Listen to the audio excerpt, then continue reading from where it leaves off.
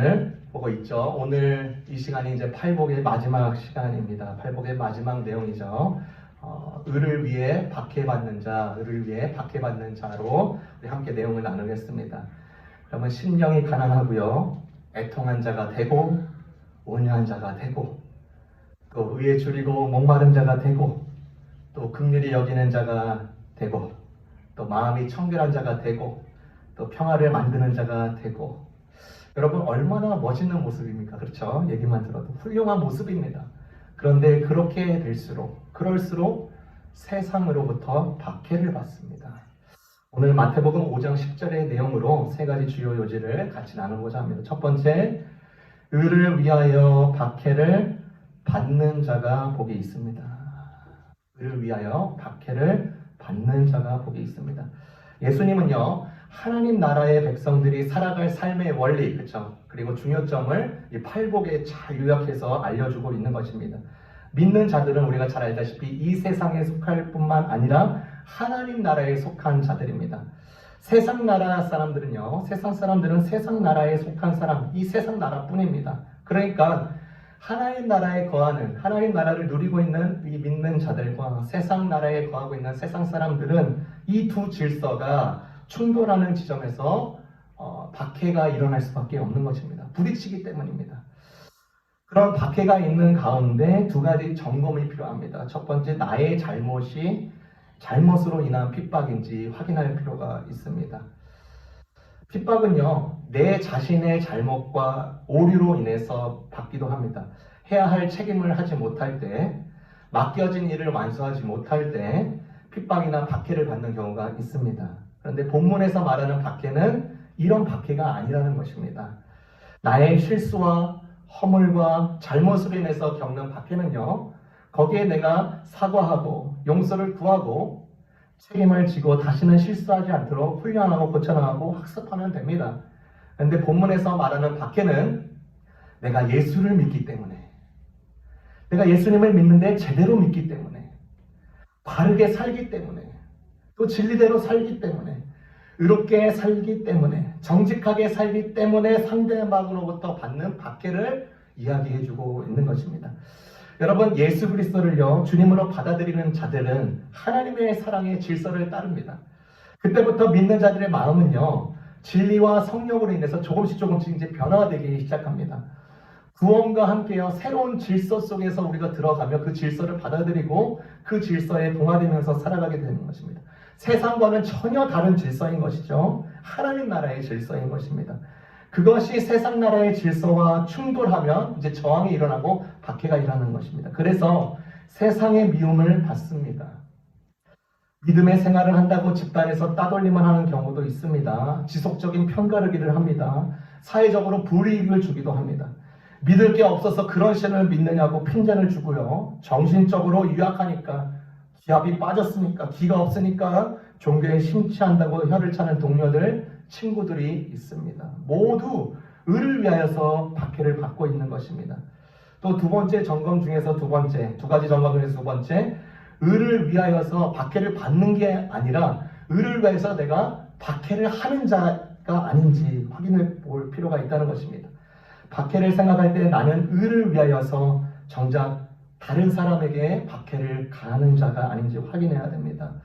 여러분, 사도 바울을 보십시오. 사도 바울이 예수님을 만나기 전에, 예수님 만나기 전에 그는 예수를 핍박하는 자였습니다. 아주 철저하게 핍박하는 자입니다. 그것뿐만 아니라요, 그는 예수 믿는 자들을 다 잡아 죽이려고 했던 자였습니다. 우두머리였습니다. 선봉장이었습니다. 그런 사람이었습니다. 악랄해 보이고요, 사회에서 무시당할 법한 행동들이지만 사실은 오히려 사회에서 인정받았던 사람입니다. 그 상태로 그냥 나이가 조금만 차면요, 유대교에서 제일 높은 자리에 차지할 수 있는 자였습니다. 자기 일을 아주 열심히 하는 사람이었습니다. 그래서 평가가 굉장히 좋았습니다. 그런 자가 예수에 의해서 완전히 뒤집어져 버립니다. 예수가 받아왔던 박해를 그가 이제 이해하기 시작하는 것입니다. 그리고 그분을 믿고 따르는 자에게 고난과 핍박은 자연스럽게 뒤따라오는 것임을 그가 이해했고 받아들였습니다. 여러분, 신앙인은요, 두 가지 신비를 항상 이렇게 마음에 품고 사는 사람입니다. 첫 번째, 부활의 능력. 두 번째, 핍박과 고난의 체험입니다. 사도 바울이 그의 편지 빌립보서 3장 10절에 보니까 예수님께서 당하셨던 핍박의 내용과 갖가지 형태들의 고난이, 그 핍박과 박해들이 자기에게도 부어져서 예수님의 고난에 동참하기 원합니다 라고 그렇게 편지를 씁니다. 그리스도인의 모습이 그렇다는 것입니다.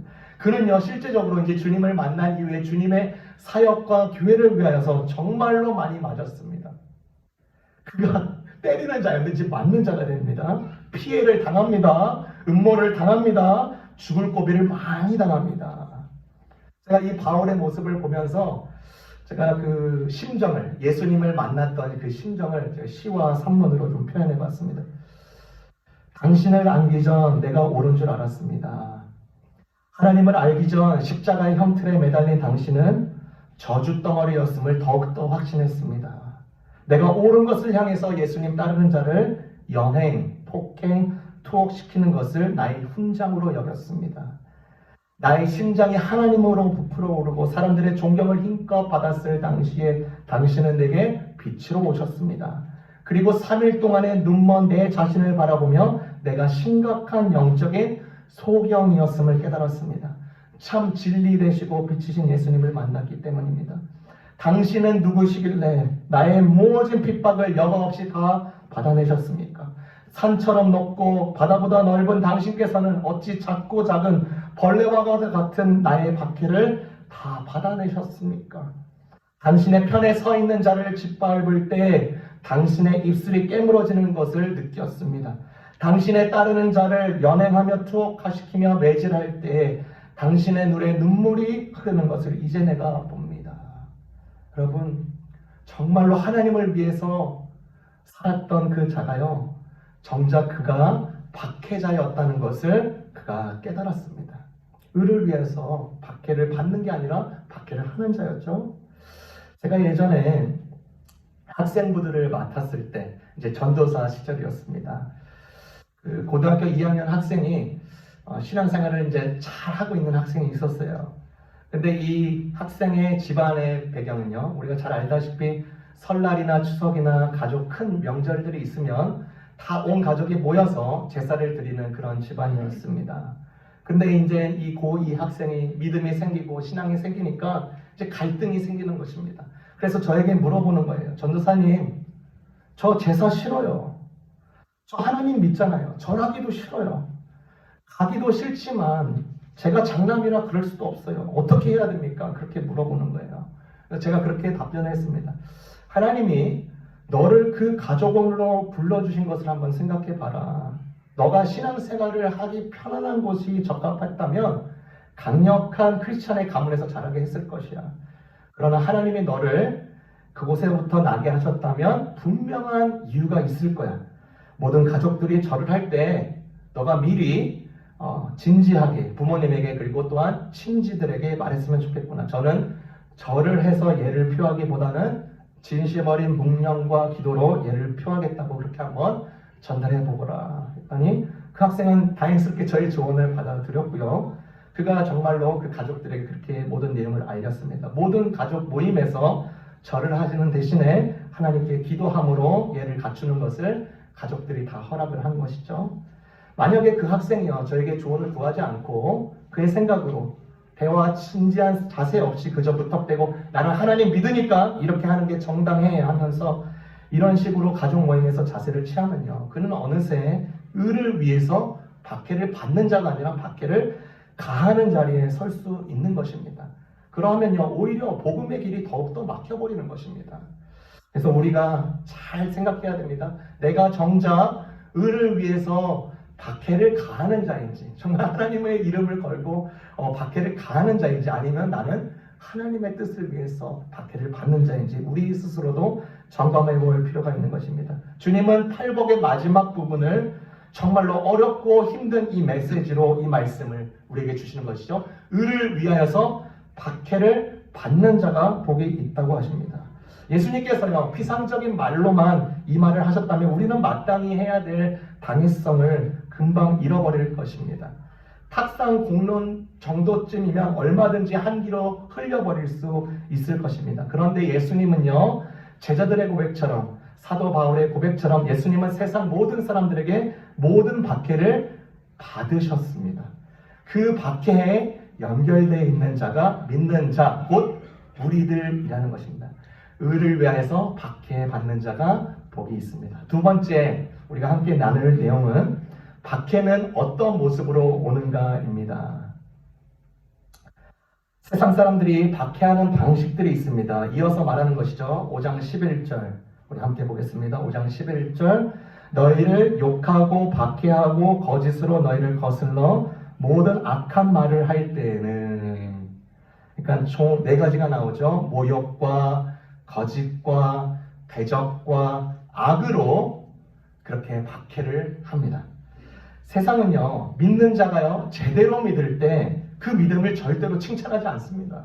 욕을 합니다. 죄가 있어서 욕을 먹는다면 마땅히 그래야 되죠. 그런데 예수님을 믿는 신자라는 이유 때문에 아주 작은 잘못이라도 합당한 정도 이상의 모욕을 할 때가 굉장히 많습니다. 근거 없는 모함을 당하기도 하고요. 악에 가득 찬 공격을 받기도 합니다.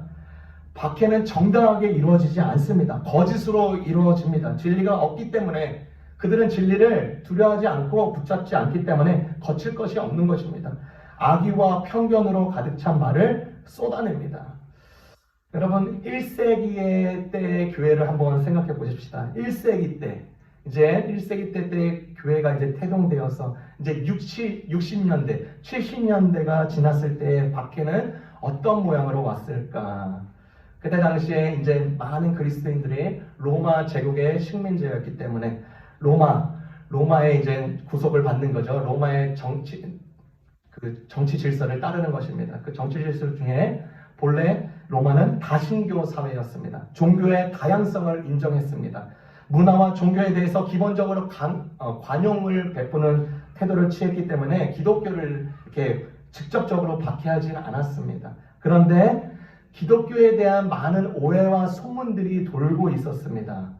여러분 우리가 성찬식을 할 때 그것이 상징의 의미임에도 불구하고 그리스도의 살과 피를 먹는다 하여서 식인 습관이 있다라고 거짓 소문이 돌기 시작합니다.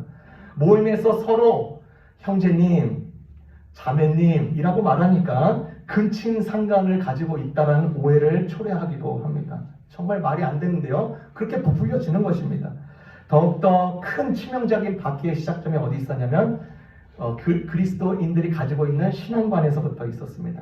로마는요 1세기 후반에 와서 황제의 숭배, 황제를 숭배해야 되는 것입니다. 이때부터 황제의 숭배는 국가에 대한 충성의 표현의 일부로 이제 드러나기 시작합니다. 그리고 또한 로마의 종교적 사고에는 신들과의 평화, 신들끼리 평화해야 된다는 것입니다. 너가 이 신 믿고, 너가 이 신 믿고, 너가 이 신 믿지, 그 신들이 평화로워야지 이 나라가 제대로 굴러간다라는 인식이 있었어요. 그래서 모든 신들이 서로 사이좋게 우애하고 인정하자는 것입니다. 그런데 그리스도인들은 황제 숭배를 거절합니다. 로마의 종교 사고에 거부하면서 이때부터 대적과 악의와 거짓과 모욕으로 박해를 받기 시작합니다. 기본적으로요, 로마 시민들이 삶에 닥친 모든 갖가지의 불행들이 있는데 그 원인을 어디서 찾았냐면 신들의 노여움에서 찾았습니다. 그것을 일으킨 제1의 원인을 추적해 보는데 그리스도인으로 지목하기 시작하는 것입니다. 그래서 그 당시에 기독교 사상가이자 역사가였던 테르툴리아누스가 변증이라는 책을 썼는데 그 내용의 일부가 이렇습니다. 티베르 강이 범람하여 수해가 발생하거나 나일강이 말라 농사에 지장이 있거나 하늘이 비가 내리지 않거나 땅이 곡식을 내지 않거나 기근이 닥치거나 전염병이 창궐하거나 하면 그들은 외칩니다. 그리스도인들을 사자에게 보내라. 모든 탓을 그리스도인들이 잘못했다는 것입니다. 정말로 말도 안 되는데 실제적으로 일어나고 있는 일이었습니다. 이 모든 일련의 박해들은 정부가 시킨 일들이 아니었고 옆에 동료, 친구들, 옆으로부터의 박해였습니다. 이 일이 점점 더 산불처럼 커졌고요. 그래서 이제 사회적으로 소외당했고요. 경제적인 활동에도 타격을 입습니다. 당시 로마 총독이었던 폴라니우스 서신을 보면 그리스도인에 대한 악소문, 수많은 익명의 제보와 고발을 접합니다. 그리고 그것들에 따라서 역추적해서 신문에 보니까 그 소문이 정말로 과장돼 있고 그 특정 범죄 사실을 특정할 수 없었다는 걸로 결론이 나와 있는 그 문서가 있습니다. 오히려 사회를 위해서 공헌하고 있는 이 그리스도인들의 공동체에 대해서 단지 그들이 가지고 있는 태도 뭐죠? 극심한 혐오, 모욕과 부풀린 오해들로 인해서 박해는 어마어마해졌습니다. 그저 예수 그리스도를 향한 극심한 모욕과 거짓과 대적과 악의를 쏟아내는 것입니다. 여러분, 중세 시대로 한번 가볼까요? 중세 시대 때 교회사를 보면요, 교회에 큰 암흑 시대가 있었습니다. 우리가 지금 이렇게 흔히 보고 있는, 자유롭게 보고 있는 이 성경을요, 모든 평신도들이 읽게 하는 게 금지당했습니다. 자신들만의 카르텔을 형성을 위해서인지 유지를 위해서인지 많은 이유가 있었겠죠. 평신도로서 성경을 읽고 그대로 살고자 했던 한 사람이 있습니다. 윌더라는 사람인데요. 그와 함께 친구와 함께 그 모임을 공동체를 이루었던 교인들은 성경 읽기를 애쓰고 몰래 베껴 쓰고 가지고 다니다가 붙잡혀서 고생을 당하고 핍박을 당합니다. 영국에서도 마찬가지입니다. 1536년에 윌리엄 캔들리라는 사람이 그전은 이제 성경을 모든 평신도들에게 읽히기 위해서 영어로 번역했다고 그것을 죄로 여깁니다. 이것을 죄로 여긴 게 그 사람들이 안 믿는 사람들이 아닙니다. 다 믿는 사람인데도 그렇게 합니다. 영국 왕 헨리 8세가요 그 자를 붙들어서 화형을 시킵니다. 어마어마하죠. 그들이 신앙을 가졌다고 하면 그쵸? 성경을 널리 알리고 성경을 읽게 하는 게 정상 아닙니까? 그런데 가진 자들의 권력을 위해서, 특권을 위해서 그렇게 그 일을 하는 것입니다. 공개적인, 대적인 것이죠. 여러분, 이런 일은요, 20세기에도 일어납니다. 북한의 형편을 한번 생각해 보십시오. 중공을 생각해 보세요. 구소련과 여러 위성 국가들을 생각해 보십시오. 믿는 자들이 그곳에 굉장히 많습니다. 그런데 성경을요, 기꺼이 사볼 수가 없네요. 자유로 출판할 수도 없고 이렇게 자유롭게 모여서요 성경의 말씀을 들을 수도 없고요 공부할 수도 없고 예배할 수도 없습니다. 성경을 구하기란 정말로 하늘의 별 따기와 같아서 성경 한 권을 구하면 남모르게 골방에 들어가 혹은 굴에 들어가 불을 겨우 켜고 성경을 읽어야만 하는 현실입니다. 그리스도에 대한 악의가 국가적으로 뻗게 되는 것도 우리가 알 수 있는 것입니다. 여러분, 이러할 때 이런 일들이 많이 반복적으로 박해가 많이 왔을 때 우리 믿음의 선배들과 조상들은요 주님을 위해서 박해를 받을 때 비굴하지 않았습니다. 당당했습니다. 예수님의 말씀을 참으로 여기고 그것을 심장에 꽂고 예수의 본을 실제로 따랐기 때문입니다. 우리에게 질문해 볼 수 있겠죠. 오늘날 우리에게 그런 박해가 있나요? 하나님을 위해서 당하는 고난이 있습니까? 팔복의 사람이기 때문에 당하는 핍박이 있나요? 내 잘못 때문이 아니라 그리스도를 닮았다는 이유로 박해를 받는다면 정말로 행복한 일이 될 것입니다.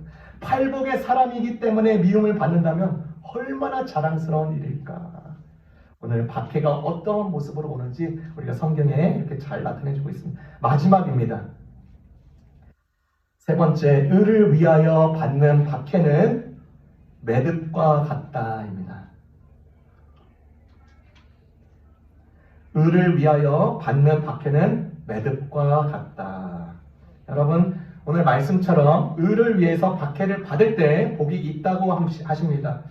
의를 위해서 받는 박해가 무엇과 같을까 제가 생각해 보다가 비유적으로 대나무 매듭이 아닐까 생각해 봤습니다. 대나무 매듭. 여러분 잘 아시죠? 모소 대나무요. 자랄 때 이 나무는 심겨졌을 때 4년 동안에요. 3cm 내외의 어린 싹밖에 볼 수가 없습니다. 그래서 많은 사람들이 오해하는 것이 죽은 것이 아닐까 생각해 봅니다. 그런데 정말로 놀랍게 그 다음에 5년째 되는 날부터 하루에 30cm씩 자랍니다. 그렇게 해서 6주 동안에 15m 이상 성장하여 엄청난 대나무 이루는 것 여러분 잘 아십니다. 여러분, 대나무의 특징, 아무리 심한 태풍이 와도 부러지지 않습니다. 그것은 중간중간에 맺혀진 매듭을 짓기 때문입니다. 대나무는요, 일정한 간격을 두고 마디를 형성하는 이 매듭을 지으면서 자랍니다. 만약에 매듭이 없이 높이 자라기만 한다면 겉으로는 잘 자란 것처럼 보이지만 강풍에 힘없이 쓰러지고 말 것입니다. 대나무는요, 우리가 흔히 아는 나무처럼 가지를 내지 않고 매듭을 짓는다. 이 매듭 때문에 이 대나무가 당당하게 살아갈 수 있는 것입니다. 여러분, 믿는 자에게 적용하자면 의를 위하여서 박해를 받을 때 믿는 자들의 그의 속사람에 매듭이 만들어지고 있다. 주님을 제대로 믿는 이유 때문에 받은 모욕이요, 매듭이 됩니다. 주님의 말씀을 바르게 실천할 때 나를 공격하는 거짓과 대적이요, 내 안에서 매듭이 됩니다. 이재철 목사님이 이제 얘기해 주신 건데, 그 씨앗을 한번 생각해 보세요. 씨앗. 이 씨앗이요, 지금 이 책상 위에 뒹굴고 있고 혹은 따뜻한 둥지 속에 있다라고 해서 싹이 틔어집니까? 절대로 그럴 수 없습니다. 1년의 정성을 다해도, 10년의 정성을 다해도, 50년, 100년, 1000년을 다해도 그 씨앗의 참모습이 드러나지 않습니다. 그러나 흙 속에 들어가서 여러 핍박을 받을 때야, 씨앗은요, 땅에 파묻는다는 것은 씨앗 입장에서 보면요, 박해이고 핍박을 받는 것과 같습니다. 흙냄새 맡아야죠. 짓눌림 당해야 되죠. 질식한 듯한 환경을 겪어야 되죠. 참을 수 없는 냄새를 다 겪어야 됩니다. 씨앗 입장에서 보면요, 큰 박해인 것입니다. 이 핍박에 씨앗이 어떻게 되냐면 썩습니다. 그리고 그제야 씨앗에 숨겨져 있던 나무의 참모습이 드러나고 더 이후에는요, 정말로 기가 막힌 열매들이 맺혀지기 시작합니다. 이런 의미에서 씨앗에 대한 이 흙의 핍박은 핍박이 아닌 것입니다. 오히려 은총이고 사랑의 손길이 되는 것입니다. 여러분, 예수님께서 의를 위해서 박해를 받는 자 이어서 더 도전하는 내용이 있습니다. 그리고 바울이 더 도전하는 내용이 있습니다. 5장 44절에 보니까 박해받는 자를 위해서 기도하라 라고 말을 합니다. 그리고 사도 바울은 어떻게까지 격려를 하냐면 너희를 박해하는 자를 축복하라, 로마서 12장 14절에 그렇게 이야기해주고 있습니다. 여러분, 우리가 믿는 신앙 때문에 박해를 가하는 자를 기도할 수 있는 이유는 사실 그 자가 나의 신앙을, 나의 성숙을 더욱더 공고히 하고 내 인격의 성숙을 가져오기 때문인 것입니다. 그러면 그 자, 박해받는 자를 어떻게 기도할 수 있을까? 이렇게 기도할 수 있겠죠? 하나님, 저를 핍박하고 박해하는 자를 위해서 기도합니다. 그분이 하는 일이 창대케 해주시고 더불어 사는 사람들과 저분이 행복하게 지내게 해주시고 저분이 선하고 아름다운 생각을 갖게 해주시고 저분이 늘 바른 길을 걷게 해주시고 하나님과 더 깊은 관계를 누리게 해주십시오. 여러분, 이 기도를 했을 때 응답이 된다면 이 사람은 나를 향해서 이제 핍박을 그칠 것입니다. 그렇다면 사실 저 사람을 내가 축복한 것이지만 사실 실질적으로 나를 축복한 것과 같은 것입니다. 그를 통하여서 내가 복을 얻기 때문입니다. 인간관계에서요, 매듭이 하나 또 생기는 것입니다. 여러분, 잊지 마십시오. 박해자는요, 그의 무지와 범죄로 인해서 나의 성숙을 돕고 있다는 것입니다. 만약에 초대 그리스도의 교회가요, 로마의 카타콤에 숨어 예배하다가 잡혀서 순교당하는 박해를 경험하지 않았다면 오늘날의 그리스도의 교는 없었을 것입니다. 빌라도가요, 빌라도의 오판을 저지르지 않고 또한 가야바와 그의 부추김에 놀아나 대중의 어리석음이 없었다면 예수님인들 어떻게 십자가에 달리셨겠습니까? 물론 우리가 그들의 공을 인정하자는 말이 아닙니다. 다만 저들의 잘못과 박해가요, 우리의 성숙과 더 나은 내일에 실제로 도움이 되었고 나에게 더 크고 굵은 매듭을 얻게 하였으니 저들을 위해서 복을 빌어주자는 것입니다. 이것이 예수님과 사도 바울의 설명입니다. 여러분, 성경은요, 정말로 의를 위해서 박해받을 때 주어지는 복에 대해서 성경의 여러 면에서 우리에게 알려주고 있습니다. 베드로전서 4장 14절, 너희가 그리스도의 이름으로 욕을 받으면 복 있는 자로다. 영광의 영, 곧 하나님의 영이 너희 위에 계십니다. 베드로전서 1장 7절 너의 믿음의 시련이 불로 연단하여도 없어질 금보다 더 귀하여 예수 그리스도에 나타나실 때의 칭찬과 영광과 존귀를 얻게 하려 하심이니라. 히브리서 11장 35절 여인들은 자기의 죽은 자를 부활로 받기도 하며 또 어떤 이들은 더 좋은 부활을 얻고자 하여 악형을 받되 구차히 면하지 아니하였으며 로마서 8장 17절 자녀이면 또한 후사 곧 하나님의 후사요 그리스도와 함께한 후사니 우리가 그와 함께 영광을 받기 위하여 고난도 함께 받아야 될 것이니라. 로마서 8장 18절 생각건대 현재의 고난은 장차 우리에게 나타날 영광과 좋게 비교할 수 없도다. 누가복음 6장 23절 그날에 기뻐하고 뛰놀라 하늘에서 너희 상이 큼이라 저희 조상들이 선지자들에게 이와 같이 하였느니라. 마태복음 10장 22절 또 너희가 내 이름을 위하여 모든 사람에게 미움을 받을 것이나 나중까지 견디는 자는 구원을 얻으리라. 아멘. 말씀을 맺겠습니다. 우리 주 예수 그리스도 생각해 보십시다. 오해를 많이 받았어요. 불의를 당하셨습니다. 친구들에게 배신당했고요. 외로움을 겪으셨고 제자들이 자신을 버리고 도망하는 일까지 당하십니다. 그 캄캄한 밤에 모든 제자가 그 예수 그리스도를 버렸습니다. 예수님이 겪으신 모든 박해와 핍박은요 그 자체로 절대로 끝나지 않습니다. 우리를 구하셨고요 우리에게 천국의 삶을 계속 제공해 주시고 보여주고 계십니다. 이 복음이요 우리의 삶에 계속 지탱하고 또 매듭으로 계속 드러나시기를 주님의 이름으로 축원합니다.